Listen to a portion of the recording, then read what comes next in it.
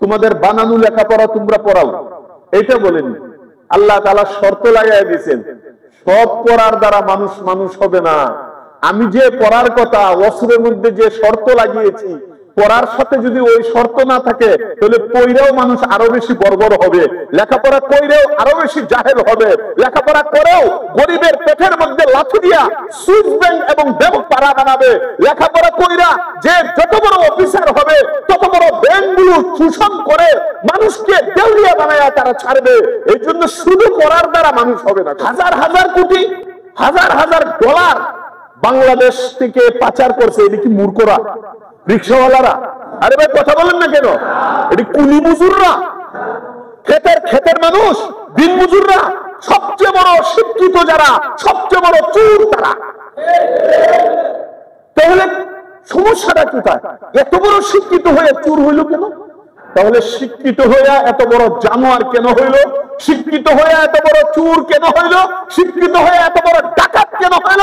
কারণ তারা শিক্ষিত হয়েছে বটে, কিন্তু আল্লাহ যে শিক্ষায় শিক্ষিত হওয়ার কথা বলেছেন, ইকরা বিস্মি রব্বিকার কথা বলেছেন, যে পড়ার দ্বারা রবকে চিনা যাবে, যে পড়ার দ্বারা আখিরাত চিনা যাবে, যে পড়ার দ্বারা কবরের আযাব গজবের কথা চিনা যাবে, যে পড়ার দ্বারা মানুষের একটা পয়সা অন্যায় ভাবে আহার করলে, তখন করলে হাসরের ময়দানে দাঁড়ায়া জবাব দিতে হবে, এই পড়াটা সে শিখে নাই। এই জন্য আল্লাহ বাহিনীর কম নাই, আমাদের পুলিশ কম নাই, আমাদের আর্মি, যৌথ বাহিনী, বিজিবি ইত্যাদি ইত্যাদি কম নেই। কিচ্ছু হবে না। ঘরে ঘরেও যদি র্যাব দাঁড় করিয়ে রাখো, ঘরে ঘরেও যদি সৈনিক দাঁড় করিয়ে রাখো, যতক্ষণ পর্যন্ত তার ভিতরে রাসূল আরবি সাল্লাল্লাহু আলাইহি সাল্লাম মক্কার মদ জুয়া যেভাবে দূর করেছিলেন, মক্কার বর্বরবাসীকে সোনার মানুষে যেভাবে পরিণত করেছিলেন, এই অস্ত্র যতক্ষণ পর্যন্ত তোমার জমিনে ফিতনা করবা, চালনা করবা, কিয়ামতের আগে সোনার মানুষের স্বপ্ন দেখতে পারবা। মুআজ্জাজ হাজিরিন, এই দ্বীনি মাদারিসের সফর সেদিন থেকে শুরু হয়েছে, ইসলামের সফর যেদিন থেকে শুরু হয়েছে। এই দুনিয়াতে যেদিন যে মুহূর্ত থেকে ইসলাম শুরু হয়েছে, ঠিক সেই দিন সেই মুহূর্ত থেকে মাদ্রাসারও পথ চলা শুরু হয়েছে। বুঝার জন্য রাসূল করিম সাল্লাল্লাহু আলাইহি ওয়াসাল্লাম গারে হেরার মধ্যে তিনি গুশানিশি করতেছিলেন, ধ্যানরত অবস্থায় ছিলেন, তখনও তিনি নবী হন নাই। পুরো আরবের হালাত গোটা পৃথিবীর মধ্যে সবচেয়ে খারাপ ছিল। যে জাতিকে এখনো পর্যন্ত ইতিহাসের পাতায় বর্বর জাতি হিসাবে মানুষ আখ্যায়িত করে, তখনকার জমানাটাকে, যে সময়টাকে অন্ধকারাচ্ছন্ন সময় বলে মানুষ ইতিহাস হিসাবে চিনে তাদের, তখন সুপার পাওয়ার পৃথিবীতে দুইটি ছিল। এখন যেরকম আমেরিকা এবং রাশিয়া, পুরা পৃথিবী দুই ভাগে বিভক্ত, তখন রোম সম্রাট এবং পারস্য সম্রাট, কেসরা এবং কাইসার যাকে বলা হয়, গোটা দুনিয়ার পুরা ক্ষমতা, পুরা চাবি এই দুই ক্ষমতাধর লোকদের হাতে ছিল। একটা রোমীয়দের হাতে আর একটা পারস্য, যাকে বর্তমান ইরান বলা হয়, ওদের হাতে, রোম এবং পারস্য। তো দুনিয়ার মধ্যে এমন কোন রাষ্ট্র, এমন কোন গোত্র পাওয়া যেত না যে দুই পক্ষের কোন এক পক্ষ যায় নাই, হয়তো রোমীয়দের পক্ষে নতুবা পারস্যের পক্ষে ছিল। কিন্তু পুরা পৃথিবীতে একমাত্র আরব জাতি এমন বর্বর জাতি ছিল, ওদেরকে কেউ নিত না, রোমীয়রাও নিত না, পারস্যরাও নিত না। কারণ ওই কাদার মধ্যে হাত মারলে নিজের হাতই নষ্ট হবে, ওরা এটা মনে করত যে ওরারে নিলে আমাদের বদনাম হবে। এবার আমি আপনাদেরকে বুঝানোর জন্য যে এরা কত নিকৃষ্ট জাতি ছিল। মারামারি, কাটাকাটি, হানাহানি, দাঙ্গা হাঙ্গামা, চিন্তাই, রাহজানি, চুরি, ডাকাতি, বদমাশ, মদ, জুয়া, পৃথিবীর এমন কোন খারাপ ফাহশা এবং মুনকার নেই যা তারা প্রতিদিন প্রতিনিয়ত তারা সংগঠিত করত না। এরা ছিল আরব জাতি। ওদেরকে ঠিক করার জন্য রুমীয় অস্ত্র, পারস্য অস্ত্র, পৃথিবীর বড় বড় অস্ত্রের দ্বারা চেষ্টা করা হয়েছে, কিন্তু তাদের সাথে পারে নাই। কেমন বর্বর জাতি, আরব জাতি। ঠিক এই মুহূর্তে পুরো পৃথিবী যখন আরবদেরকে বয়কট করলো, ওদেরকে আমরা পারি নাই আর পারবো না, ছাইড়া দিছে, আর কেউ তাদেরকে নিজের কাছেও ভিড়ায় না, আমাদের বদনাম হবে, এত খারাপ জাতি। ঠিক এই মুহূর্তে এই আইএমএ জাহিলিয়া জাহেল জাতিদেরকে, বর্বর জাতিদেরকে, যারা নাকি মানুষের মাথার খুলির মধ্যে মদ রেখে পান করাকে বাহাদুরি মনে করত, মগজের এই আচ্ছি এটার মগজটা বের করে এখানে মদ রেখে সবার সামনে পান করে সন্ধ্যার সময় হিসাব দিত, আজকে 10টার খুলির মধ্যে আমি মদ খেয়েছি। যে যত পারত বেশি, তার বাহাদুরি তত প্রকাশ হইত। এদেরকে ইসলাহ করার জন্য, এদেরকে সংশোধন করার জন্য পুরা পৃথিবী যখন বয়কট, মুখ ফিরিয়ে নিয়েছে, আল্লাহ পাক রব্বুল আলামিন ঠিক এই মুহূর্তে রাসূল আরবি সাল্লাল্লাহু আলাইহি ওয়াসাল্লামকে ওদের মধ্যে পাঠাইলেন। এখন প্রশ্ন, তাহলে এত বড় বড় দুনিয়ার অস্ত্র দিয়েও তাদেরকে সংশোধন করা যায়নি, তাহলে আল্লাহ তাআলা নবীজিকে এই বর্বর জাতিকে ইসলাহ করার জন্য, ঠিক করার জন্য কেমন এতেম্বম, কেমন পারমাণবিক যন্ত্র, কেমন বড় বড় অস্ত্র দিয়ে পাঠাইছেন, যে নবী তাদেরকে ইসলাহ করবেন, সংশোধন করবেন, তাদেরকে ঠিক করবেন। ওই অস্ত্রের নাম আল্লাহ পাক রব্বুল আলামিন এই বর্বর জাতিকে ইসলাহ করার জন্য সর্বপ্রথম কুরআনের একদম ফার্স্ট, কুরআনের সর্বপ্রথম ওহী গারে হেরার মধ্যে আল্লাহ রাসূল ধ্যানরত অবস্থায় তাদেরকে ইসলাহ করার জন্য জিবরিল আলাইহিস সালামের মাধ্যমে যে অস্ত্র দিয়ে পাঠাইলেন, যে এটা এমন এক অস্ত্র আমি যা দিচ্ছি, ও নবী পুরা পৃথিবী ফেল করতে পারে, পুরা পৃথিবী পিছপা হইতে পারে, কিন্তু আমি তো মানুষের কারিগর, আমি জানি এটা এমন এক অস্ত্র, এটা এমন এক অ্যাটম, এই বোমটা যখন আপনি মানুষের মধ্যে প্রয়োগ করবেন, দুনিয়ার শত শত হাজার হাজার অ্যাটম বোমকে এক জায়গায় রাখেন, আর এই অস্ত্র প্রয়োগকে এক জায়গায় রাখেন, আপনার অস্ত্রের মাধ্যমে এই বর্বর জাতি কিছুদিনের মধ্যে সোনার জাতিতে তারা পরিণত হবে। ওই অস্ত্রটা কি? আল্লাহ তাআলা সর্বপ্রথম অস্ত্র আয়াত অবতীর্ণ করলেন, ইকরা, ইকরা বিসমি রাব্বিকাল্লাযী খলাক, খলাকাল ইনসানা মিন আলাক। এই 5টি আয়াত আল্লাহ তাআলা সর্বপ্রথম সূরাতুল আলাকের প্রথম 5টি আয়াত অবতীর্ণ করলেন। আল্লাহ তাআলা চাইলে এই কথা বলতে পারতেন, ও নবী দেখেন পুরা দুনিয়া এখন ঈসা আলাইহিস সালামের পর থেকে আমাদের নবীর নবুয়তির আগ পর্যন্ত প্রায় 600 বছর পুরা দুনিয়া বর্বর, পুরা দুনিয়া মুশরিক, পুরা পৃথিবী কাফের হয়ে গেছে। তা আল্লাহ ইচ্ছা করলে প্রথমে এটা বলতে পারতেন যে আপনি সবাইকে তাওহীদের দাওয়াত দেন, কালিমা পড়ার আয়াত নাজিল করতে পারতেন। আল্লাহ এটা করেননি। আল্লাহ তাআলা সর্বপ্রথম তাওহীদের আয়াত নাজিল করেননি। আল্লাহ সর্বপ্রথম রাসূলের রিসালাতের আয়াত নাজিল করেননি। এটা বলেননি আপনি পরিচয় দেন আপনি যে একজন নবী, এটার আয়াত আমি নাজিল করলাম না। এদেরকে ইসলাহ করার জন্য আল্লাহ সর্বপ্রথম জিহাদের আয়াত নাজিল করেননি। ওরা মারামারি কাটাকাটি করে, কিন্তু আল্লাহ সর্বপ্রথম মারামারি করা যাবে না, কাটাকাটি করা যাবে না এই মর্মে আয়াত নাজিল করেননি। ডাকাতি করা যাবে না, চুরি করা যাবে না এই আয়াত নাজিল করেননি। আল্লাহ তাআলা দেখলেন ওরা পৃথিবীর এমন এমন খারাপ কাজ করে, মদ, জুয়া, গাঁজা সব তারা ইউজ করে, ব্যবহার করে, আল্লাহ এই আয়াত নাজিল করেননি। আল্লাহ তাআলা সর্বপ্রথম তাদেরকে যে অস্ত্র দিয়েছেন মানুষের চিন্তার বাহিরে, এই অস্ত্র দিয়ে জাতি কিভাবে ঠিক হবে, আল্লাহ তাআলা অস্ত্র দিয়েছেন কি? ইকরা, ইকরার অস্ত্র আল্লাহ তাআলা দান করেছেন।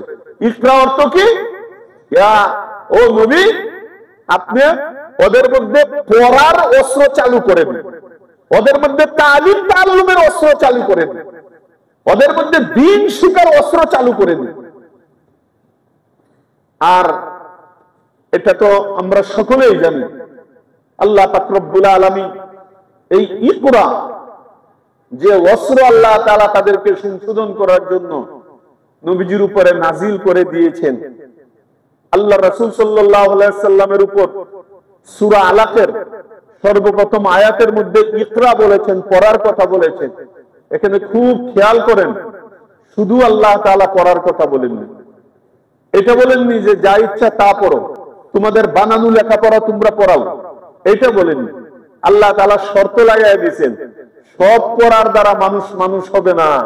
আমি যে পড়ার কথা অস্ত্রের মধ্যে যে শর্ত লাগিয়েছি, পড়ার সাথে যদি ওই শর্ত না থাকে তাহলে পড়েও মানুষ আরো বেশি বর্বর হবে, লেখাপড়া কইরেও আরো বেশি জাহেল হবে, লেখাপড়া করেও গরিবের পেটের মধ্যে লাথি দিয়া সুইস ব্যাংক এবং ব্যাংক পাড়া বানাবে, লেখাপড়া কইরা যে যত বড় অফিসার হবে তত বড় ব্যাংকগুলো শোষণ করে মানুষকে দেউলিয়া বানায়া তারা ছাড়বে। এই জন্য শুধু পড়ার দ্বারা মানুষ হবে না। তখন তো আল্লাহ কি করলেন, কই না আমি শুধু পড়তে তোমাদেরকে বলিনি, বরং আল্লাহ শর্ত লাগাই দিয়েছেন। কি শর্ত? ইকরা বিসমি রাব্বিক, সুবহানাল্লাহ বলুন। ওই পড়াটা ও নবী আপনি তাদেরকে পড়াইতে হবে যে পড়ার অক্ষরে অক্ষরে, যে পড়ার শব্দে শব্দে, যে পড়ার সেন্টেন্সে সেন্টেন্সে, যে পড়ার বাক্যে বাক্যে রবের নাম, যে পড়া পড়লে একটা মখলুক তার খালেকের সাথে তাল্লুক করতে পারবে, যে পড়ার দ্বারা মখলুক তার রবের সাথে সম্পর্ক করবে, যে পড়ার দ্বারা মানুষ তার আল্লাহর সাথে সম্পর্ক করতে পারবে, যে পড়ার দ্বারা মানুষ তার সত্যিকারের রাজ্জাককে তাকে চিনতে পারবে, খালেককে চিনতে পারবে, মালিককে চিনতে পারবে, সাত্তারকে চিনতে পারবে, কাহারকে চিনতে পারবে, গফফারকে চিনতে পারবে। যে পড়ার দ্বারা সে শিখতে পারবে যে দুনিয়ার সকল ক্ষমতার মালিক ইন্নাল্লাহা আলা কুল্লি শাইইন কাদির, কুলিল্লাহুম্মা মালিকাল মুলক তুতিল মুলকা মান তাশা ওয়া তানজিউল মুলকা মিম্মান তাশা ওয়া তুইজ্জু মান তাশা ওয়া তুযিল্লু মান তাশা। পড়া যে পড়ার মধ্যে আছে ওই পড়াটা আপনি করেন, না হইলে আপনার আমার চোখের সামনে অনেক পড়া আছে, আপনি আমি পড়তেছি, পড়া আজকে বাংলাদেশকে এই তলা নিতে নিচ্ছে। কথা বলেন না কেন? হাজার হাজার কোটি, হাজার হাজার ডলার বাংলাদেশ থেকে পাচার করছে। এটি কি মূর্খরা, রিক্সাওয়ালারা? আরে ভাই কথা বলেন না কেন? এটি কুলি মজুররা, ক্ষেতের মানুষ, দিন মজুররা, সবচেয়ে বড় শিক্ষিত যারা, সবচেয়ে বড় চোর তারা। তাহলে সমস্যাটা কোথায়? এত বড় শিক্ষিত হয়ে চোর হইল কেন? একটা পকেট মার 10 টাকা নেওয়ার পরে এরে যত এলাকার রশি আছে সব দিকে বাইন্ধে এরে মুখ দিয়ে রক্ত বের করে, নাক দিয়ে রক্ত বের করে 10 টাকা নেওয়ার পরে, একটা মোবাইল নেওয়ার পরে এরে একেবারে হাড্ডি হুড্ডি গুঁড়া করে ফেলায়। আর পুরো ব্যাংকগুলো হাজার হাজার, 60,000 কোটি, 50,000 কোটি, ওর এর মানে চিন্তাও করা যায় না। এরা কি অশিক্ষিত? কথা বলেন না কেন? তাহলে শিক্ষিত হইয়া এত বড় জানোয়ার কেন হইল? শিক্ষিত হয়ে এত বড় চোর কেন হইল? শিক্ষিত হয়ে এত বড় ডাকাত কেন হইল? কারণ তারা শিক্ষিত হয়েছে বটে, কিন্তু আল্লাহ যে শিক্ষায় শিক্ষিত হওয়ার কথা বলেছেন, ইকরা বিসমি রাব্বিকার কথা বলেছেন, যে পড়ার দ্বারা রবকে চিনা যাবে, যে পড়ার দ্বারা আখিরাত চিনা যাবে, যে পড়ার দ্বারা কবরের আযাব গজবের কথা চিনা যাবে, যে পড়ার দ্বারা মানুষের একটা পয়সা অন্যায় ভাবে আহার করলে, তখন করলে হাসরের ময়দানে দাঁড়ায়া জবাব দিতে হবে, এই পড়াটা সে শিখে নাই। এই জন্য আল্লাহ তাআলা শুধু পড়ার কথা বলেননি, আল্লাহ শর্ত লাগাই দিয়েছেন, ও নবী এই বর্বর জাতিকে ঠিক করতে হলে সূরের আয়াতের দ্বারা ওরা ঠিক হবে না। আমাদের দেশে তো র‍্যাব, চিতা, কুবরা, পুলিশ, আর্মি, যৌথ বাহিনী, বিজিবি কত আছে। আমি আপনাদেরকে প্রশ্ন করি, আমাদের কত চেষ্টা করা হচ্ছে মাদক নির্মূল করার জন্য, জোয়াদ, গাঁজা, কেসিনু নির্মূল করার জন্য। একেবারে আপনারা বুকের উপরে হাত দিয়ে বলেন, যারা জানেন তারা বলেন, যত চেষ্টা করা হচ্ছে, যত বাহিনী বৃদ্ধি করা হচ্ছে, যত অস্ত্রের দ্বারা এরকম ভাবে মুখোমুখি করা হচ্ছে, বলেন তো দেখি দিন দিন কি মদ জুয়া কমতেছে না বাড়তেছে? ভালো করে বলেন, কমতেছে না বাড়তেছে? কারণ কি? অস্ত্রের তো কম নাই, বাহিনীর কম নাই, আমাদের পুলিশ কম নাই, আমাদের আর্মি, যৌথ বাহিনী, বিজিবি ইত্যাদি ইত্যাদি কম নেই। কিচ্ছু হবে না। ঘরে ঘরেও যদি র্যাব দাঁড় করিয়ে রাখো, ঘরে ঘরেও যদি সৈনিক দাঁড় করিয়ে রাখো, যতক্ষণ পর্যন্ত তার ভিতরে রাসূল আরবি সাল্লাল্লাহু আলাইহি সাল্লাম মক্কার মদ জুয়া যেভাবে দূর করেছিলেন, মক্কার বর্বরবাসীকে সোনার মানুষে যেভাবে পরিণত করেছিলেন, এই অস্ত্র যতক্ষণ পর্যন্ত তোমার জমিনে ফিতনা করবা, চালনা করবা, কিয়ামতের আগে সোনার মানুষের স্বপ্ন দেখতে পারবা। এই জন্য আল্লাহ পাক রব্বুল আলামিন সর্বপ্রথম কোরআনের আয়াত অন্য কোনো কিছু তাওহীদ, রিসালাত, আখিরাত ওই ব্যাপারে নাযিল করেন নাই। এমন একটা অস্ত্র দিয়েছেন যে অস্ত্র যেই অবলম্বন করবে ও দুনিয়ার ফেরেশতা হয়ে যাবে। ইকরা বিসমি রাব্বিক, তোমার রবের শিক্ষায় তোমার শিক্ষিত হতে হবে, রবের সাথে তাআল্লুক করতে হবে, রবের সাথে সম্পর্ক করতে হবে। এখন আমি আপনাদেরকে প্রশ্ন করি, যারা জানেন শুধু তারা বলবেন, রবের পরিচয় পাওয়ার শিক্ষাটা, রবের সাথে তাআল্লুক করার শিক্ষাটা, আল্লাহকে চিনার শিক্ষাটা, এটা তো স্কুলের মধ্যে দেওয়া হয়, কলেজে দেওয়া হয়, ভার্সিটিতে দেওয়া হয়, আমেরিকা লন্ডনের মধ্যে দেওয়া হয়। আপনারা যারা জানেন শুধু তারা উত্তর দেন। এই কোরআনের ইকরা বিসমি রাব্বিক যে শিক্ষায় অর্জন করলে এই বর্বর জাতি সোনার মানুষে পরিণত হবে, রবের সাথে তাআল্লুক, রবের সাথে সম্পর্কের শিক্ষাটা একমাত্র শুধুমাত্র কেবলমাত্র আসমানের নিচে জমিনের নিচে জানা থাকলে বলেন তো, চিৎকার দিয়ে বলেন, শুধুমাত্র কোথায় শেখায় হয়? শুধুমাত্র। আর মাদ্রাসা স্বাভাবিকভাবে শুধু মাদ্রাসা বললে হবে না, কওমি মাদ্রাসা বলতে হবে। কোন মাদ্রাসা বলেন? কওমি মাদ্রাসা। মাদ্রাসা মাদ্রাসা অনেক মাদ্রাসা আছে। কিছু মাদ্রাসা আছে যে মাদ্রাসা ইংরেজরা সৃষ্টি করেছিল, 26 জন পর্যন্ত প্রিন্সিপাল খ্রিস্টান ছিল। তাদের মতলব ছিল খারাপ, যে নাম দিব মাদ্রাসা, বোতলের উপরে লেবেল লাগাইবো ভিটামিন, কিন্তু ভিতরে রাখবো বিষ, খাইলেই মরবা। কথা বলে না কেন?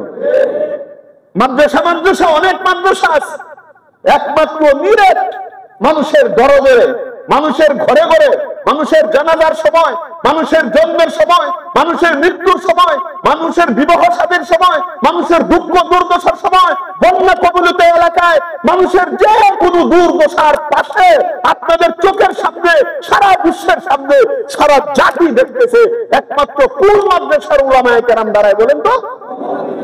আমরা আমাদের জানের মায়া করি না, মানুষের বিপদের পাশে আমরা দাঁড়াই। আপনাদের সাথে সাথে জনগণ যেরকম ভাবে দাঁড়ায়, আমরাও তাদের সাথে দাঁড়াই। কথা বলেন না কেন? ঠিক কি ঠিক না? এই জন্য মুআজ্জাজ হাজিরিন, আল্লাহ পাক রব্বুল আলামিন যখন ইকরা, ইকরা এটা নির্দেশ সূচক একটা শব্দ, যাকে আরবিতে আমর বলা হয়। যারা মাদ্রাসায় পড়েন তারা বুঝবেন এই শব্দ। আমর, আমর শব্দ হতো নির্দেশ, করতেই হবে। এটা এমন না যে ইচ্ছে করলে করলাম আর ইচ্ছে করলো না করলাম না, না। আল্লাহ বলেন ইকরা, পড়তে হবে। আর কোন পড়াটা? ওই পড়াটা। আমার মজা লাগে, আশ্চর্য লাগে, আর দুঃখের একটা হাসিও আসে। অনেক সময় অনেক প্রতিষ্ঠান যেখানে নাচ গান সব কিছু বদমাশি সব চলে, এর প্রতিষ্ঠানের সামনে লোগো লাগায় দেয় ইকরা। দেখছেন? কথা বলে না কেন? প্রতিষ্ঠানের সামনে ওই আরবি এটা লাগায় দেয় ইকরা, মানে পড়ার কথা বলছে। এরা পড়ার লোগো লাগাইছে। এটা আসলে কি এই পড়ার কথা আল্লাহ তাআলা বলছে? ভিতরে নাচ গান চলতেছে, গিটার চলতেছে, নাচানাচি চলতেছে, সব চলতেছে। ওখানে অঙ্ক শিখাইতেছে, সুদের অঙ্ক। এত টাকা মোট সুদ দিলে এর মধ্যে থেকে এত টাকা যদি বিয়োগ করা হয় তাহলে মোট কত টাকা সুদ খাইবা তুমি কও। ছোট কালে যে বাচ্চাটা সুদের অঙ্ক শিখে, এত সুদের মাহাজন হইব, কথা বলে না কেন? কেন এই জায়গার মধ্যে যাকাত লাগাইতে পারল না সুদের বাদ দিয়া? যে 40-এর 1 আর 100-র মধ্যে 2.5, কথা বলে না কেন? 1000-এর মধ্যে 2.5, 1 লক্ষের মধ্যে 2.5 টাকা যদি জাকাত হয়, তাহলে কেউ যদি 1 কোটি টাকার মালিক হয়, তাহলে তার বাৎসরিক জাকাত কত হবে? বাচ্চাটা জেহেনে জাকাত কি জিনিস শিখতে তার আগ্রহ জন্মিত, মাকে জিজ্ঞেস করতো আম্মা জাকাত কি, আব্বা জাকাত কি, অথবা টিচারকে জিজ্ঞেস করতো স্যার জাকাত জিনিসটা কি। আর এখন তার আগ্রহ সুদ কি, ঘুষ কি। এই জন্য যে কোনো চাকরি নিতেও 18 লাখ লাগে, এরপরে 18 কোটি কামাই করে বের হয়, কথা বলে না কেন? কারণ তার শিক্ষাটাই হলো কি, অঙ্কটা কিসের? সুদের অঙ্ক। আমি আপনাদেরকে বলি মুআজ্জাজ হাজিরিন, এই আদেশ সূচক শব্দটা যখন আল্লাহ তাআলা নবীজির উপর নাজিল করলেন, ইকরা, ও নবী পড়েন, পড়তে হবে, পড়াটা জরুরি। আজকে যে জাতি এই পড়া থেকে পিছনে, ওই জাতি দিন থেকে তত পিছনে। দিনের এলেম যার ভিতরে যত বেশি হবে, সে আল্লাহকে তত বেশি চিনবে, কথা বলে না কেন? এটা আমার কথা না, আল্লাহ কুরআনে বলেছেন ইন্নামা ইয়াখশাল্লাহা মিন ইবাদিহিল উলামা, আল্লাহকে সবচেয়ে বেশি ভয় করে তারা যে আল্লাহর ব্যাপারে এলেম রাখে যারা, কথা বলে না। কোরআনের এলেম যার ভিতরে যত বেশি হবে, হাদিসের এলেম যার ভিতরে যত বেশি হবে, শরীয়তের এলেম যার ভিতরে যত বেশি হবে, আল্লাহ তাআলার মারিফত তার ভিতর তত বেশি হবে। আর যে যত বেশি কোরআন থেকে দূরে সরবে, হাদিস থেকে দূরে সরবে, শরীয়তের মাসআলা মাসাইল থেকে দূরে সরবে, সে আল্লাহর ভয় ভীতি তাকওয়া পরহেজগারি থেকেও দূরে সরবে। যে যাকে চিনে, বা একটা ছোট্ট বাচ্চা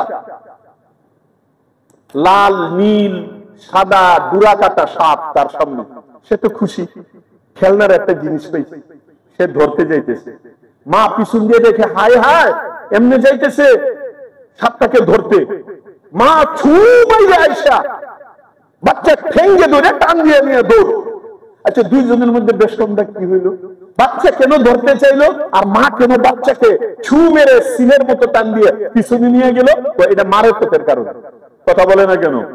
এই ছেলে সাপ সম্পর্কে মারেফত ছিল না, এলেম ছিল না, জ্ঞান ছিল না, যে কারণে বিষাক্ত সাপ চুবুল মারলে কি হবে এটা তার আইডিয়া নেই। আর মাকে তো চুবুলও দেয় নাই, শুধু দেখছে, তার কলিজার পানি শুকিয়ে গেছে। কেন? সাপ সম্পর্কে তার মারেফত আছে, কথা বলেন না কেন? তার জ্ঞান আছে। ঠিক আমরা যারা আল্লাহ সম্পর্কে ছোট্ট বাচ্চার মতো কিছুই জানি না, আল্লাহকে চিনি না, আল্লাহ সম্পর্কে কোরআন হাদিস থেকে আমি গবেষণাও করি না, ওই ছোট বাচ্চার মতো গুনার মধ্যে হাত দিতে আমার ভয় লাগে না, কথা বলে না কেন? গুনাহ তো একটা সাপ, এটার মধ্যে হাত দিতে আমার ভয় লাগে না, কারণ আল্লাহকে চিনি না। আর যারা ইন্নামা ইয়াখশাল্লাহা মিন ইবাদিহিল উলামা, যার ভিতরে কোরআনের জ্ঞান, হাদিসের জ্ঞান, আল্লাহর মারিফতের জ্ঞান, মারিফত মানে পরিচয়, মারিফত মানে বট গাছ না, আল্লাহ শালু না, এটা আলাদা কোনো জিনিস না। ওই মারিফতের লোক, এটা না জানি কি আছে, কি আছে তো দেখা যায় তার বিশাল বড় একটা জ্বর, কোটি কোটি উকুন নিয়ে ঘুরতেছে, এটাই তো আছে। এমন খাচ্চর কিছু আছে মারিফতের দাবি করে, ওদের নিয়ম হলো সে সবচেয়ে বড় বাবা। কেন সে বড় বাবা? বাবার কারামতি আছে। কি কারামতি? বছরে একবার গোসল করে দেবে। তো কি করে? আমরা বাবার সান্নিধ্যে আসি, বছরে একদিন আমরা গোসল করাই, কুদাল মুদাল দিয়ে সাইচে সুচ্চে যা আছে 5 কেজি বাইরে শরীর থেকে, নিচে একটা বল রাখা হয়, বাবার এই বরকতময় দেহের অবশিষ্ট গুলো যেন বাহিরে এক ফুটাও না পড়ে, আমরা গ্লাস টাস নিয়ে মগ নিয়ে আমরা লাইনে দাঁড়াই। এরপরে যা বাবার বরকত নিচে বাইরে হইতে থাকে, আমরা নিয়ে নিয়ে থাকি। নাউজুবিল্লাহ বলেন ভাই, আমার বলতে বমি আইতেছে, আপনারা শুনিয়ে কেমন লাগতেছে জানি না। এই যে মাথার মধ্যে কোটি কোটি তার খাদেন উকুন, এই যে শরীর, এর দেখলেই তো খাওয়ার রুচি শেষ হয়ে যায়। এরা বলে মারেফতের সাধক। এই মারেফত এটা আরবি একটা শব্দ, মারেফতের বাংলা হলো পরিচয়। ভাই মারেফতের বাংলা কি বলে? পরিচয়। এটা আর কোনো কিছু না, এটা বিরাট বড় একটা কিছু না, একটা পরিচয়। মারেফত মানে আল্লাহর পরিচয় লাভ করা, আল্লাহর সাথে একটা সম্পর্ক, তাআল্লুক করা।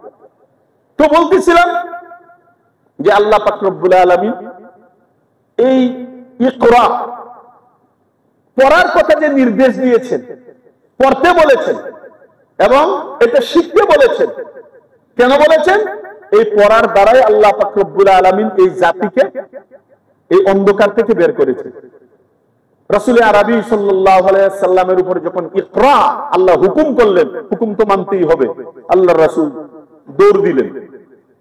নবী করিম সাল্লাল্লাহু আলাইহি ওয়াসাল্লাম এখন গারে হেরার উনি ওইখানে ধ্যান গুসানিশি ওটা বর্জন করে ইকরার উপরে আমল শুরু করার জন্য উনি বের হয়ে গেলেন।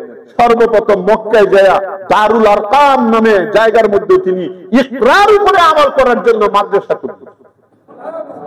সর্বপ্রথম নবীর আমল কি বলেন? মাদ্রাসা, দারুল আরকাম।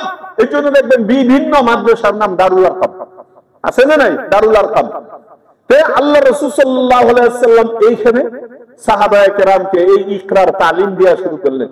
যত বড় কাট্টা কাফের হোক না কেন, যত বড়ই মুশরিক হোক না কেন, নবীর দরসের মধ্যে যখন বসে আর ওর ভিতরে একটু ইকরার ছোঁয়া লাগে, সাথে সাথে বলে ইয়া রাসূলুল্লাহ আর দেরি কইরেন না, আমার হাতটা আপনার হাতের মধ্যে রাখা কালিমা পড়ায় দেন।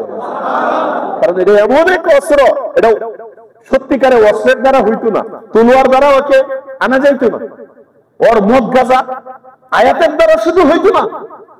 যখন তার ভিতরে আল্লাহর মারেফত, যে এটা খাইলে কি হবে, এটা খাইলে আল্লাহ কতটুকু নারাজ হবে, আল্লাহর এলেমটা যখন হবে, ইকরা যখন ভিতরে ঢুকবে, মদের কথা আপনার বলতে হবে না, মদ সে নিজে নিজেই ছাড়বে, গাজা সে নিজে নিজেই ছাড়বে, চুরির কথা বলতে হবে না, সে নিজেই ছেড়ে দিবে, ডাকাতি ছেড়ে দিবে। এই জন্য সর্বপ্রথম এলেমের মার্কাজ ছিল। আল্লাহ পাক রব্বুল আলামিন এলেমের মার্কাজ সবসময় এক জায়গায় রাখেন না, এটাকে ঘুরাইছে। এক এক সময় এক এক জায়গার মধ্যে আল্লাহ তাআলা স্থানান্তরিত করেছে। সর্বপ্রথম এই ইকরার উপরে আমল করার জন্য আল্লাহ এলেমের সেন্টার পুরা পৃথিবীবাসীর জন্য মার্কাজ আল্লাহ তাআলা ঘোষণা করেছেন মক্কাকে। মক্কায় ছিল অনেক দিন এলেমের এখানে বহস মুবাহাসা তালিম তাআল্লুম শিক্ষা দীক্ষা মক্কায় চলত। মক্কার পরে আল্লাহ পাক রব্বুল আলামিন এই ইলমের সেন্টার স্থানান্তরিত করে নিয়ে গেলেন মদিনায়। কোথায় নিয়ে গেলেন? মদিনায়। মদিনায় আল্লাহ পাক রব্বুল আলামিন ইলমের চর্চা চালিয়েছেন।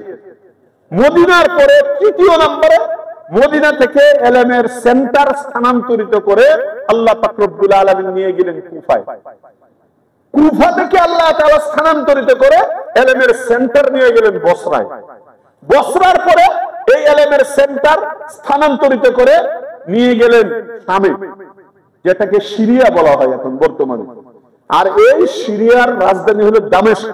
আর দামেস্কের মধ্যে এমন একটা জামে মসজিদ রয়েছে যে ব্যাপারে কিতাবে আসছে, হাদিসে আসছে, আল্লাহ পাক রব্বুল আলামিন এই মসজিদটার বৈশিষ্ট্য এমন ভাবে মণ্ডিত করেছেন, কিয়ামতের পূর্বে হযরত ঈসা আলাইহিস সালাম যিনি এখন আসমানের মধ্যে রয়েছেন, আল্লাহ তাআলা ঈসা আলাইহিস সালামকে কুদরতি ভাবে সেই আসমান থেকে সিরিয়ার রাজধানী দামেস্কের জামে মসজিদের ছাদ পর্যন্ত আল্লাহ পৌঁছায় দেন। কিয়ামতের আগে তিনি অবতীর্ণ করবেন। ছাদে আসার পরে এরপর উনি সিঁড়ি তালাশ করবেন, আমরা একটু নামাও। ওরে আপনি আসমান থেকে নেমে পড়লেন, কিছুই লাগে না, হেলিকপ্টার এখানে হচ্ছে কয়েক হাত, একটা ফ্লোর থেকে 7-10 ফিট হয়, তো এখান থেকে সিঁড়ি কয়। আগে যেটা ছিলাম এটা হলো কি আরেক নিজামে, আল্লাহ পাকের কুদরতি নিজাম চলতো। আর এখন যেখানে আসছি তোমাদের কাছে, এটা হলো দুনিয়ার নিজাম, দুনিয়া মাধ্যম ছাড়া হয়। কথা বলে না কেন?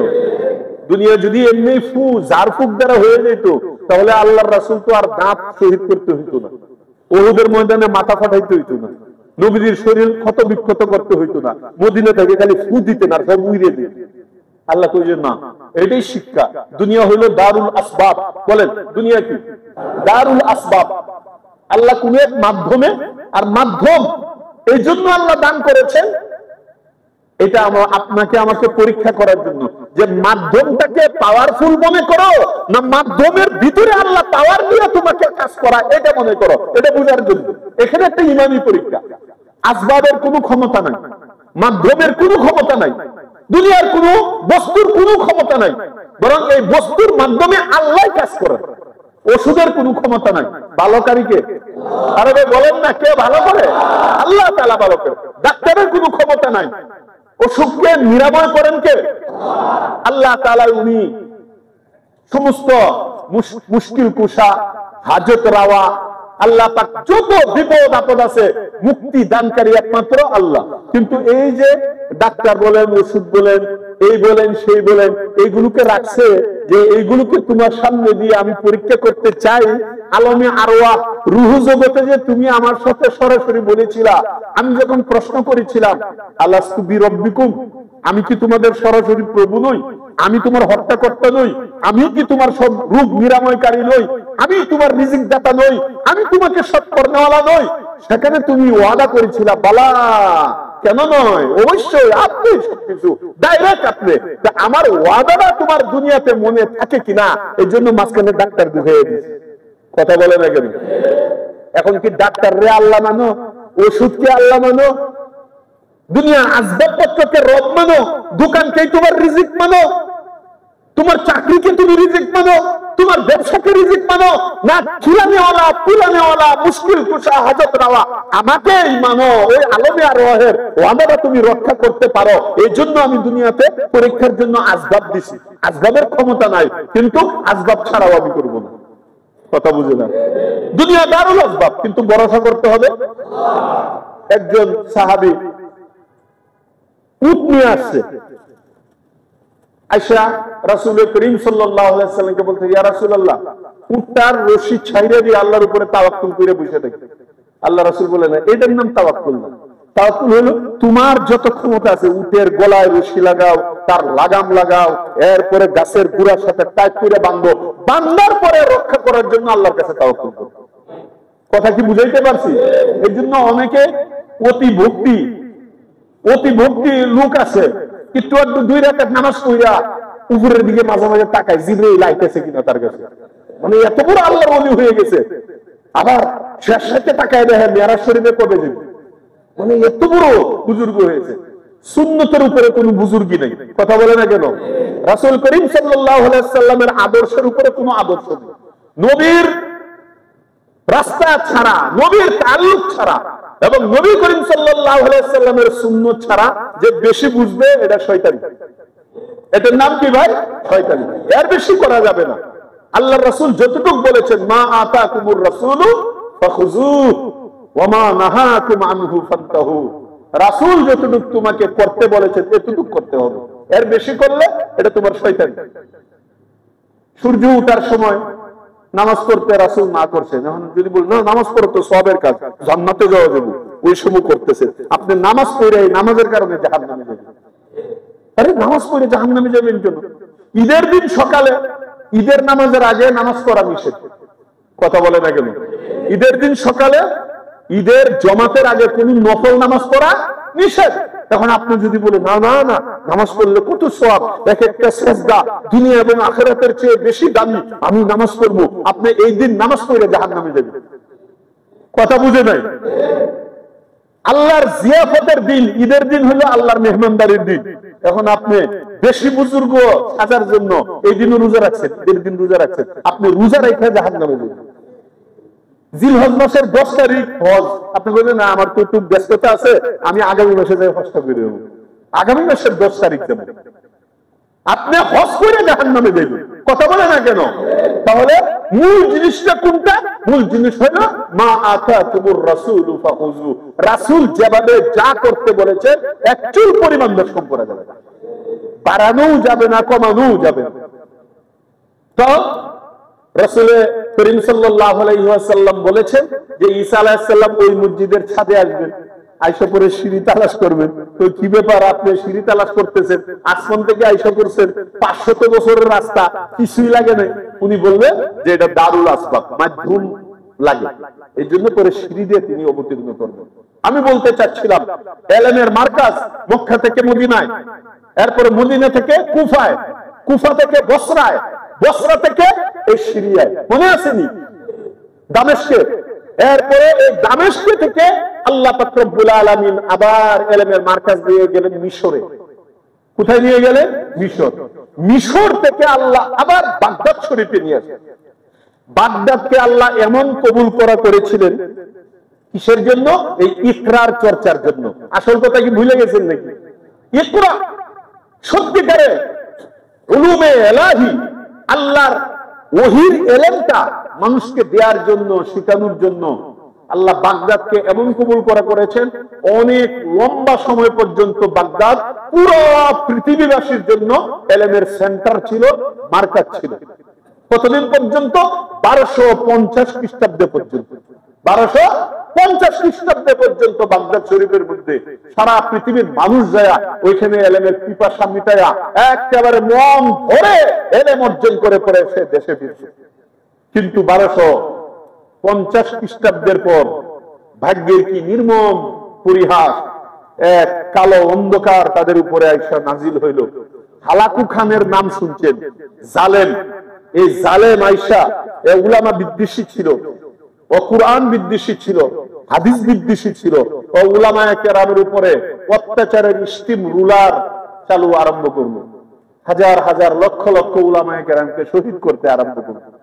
বাগদাদের এক এক লাইব্রেরিতে আগে কাঁচা কালি দিয়া কিতাব লেখা হইতো, আমাদের মতো এরকম ভাবে কালি না, কাঁচা কালি দিয়া।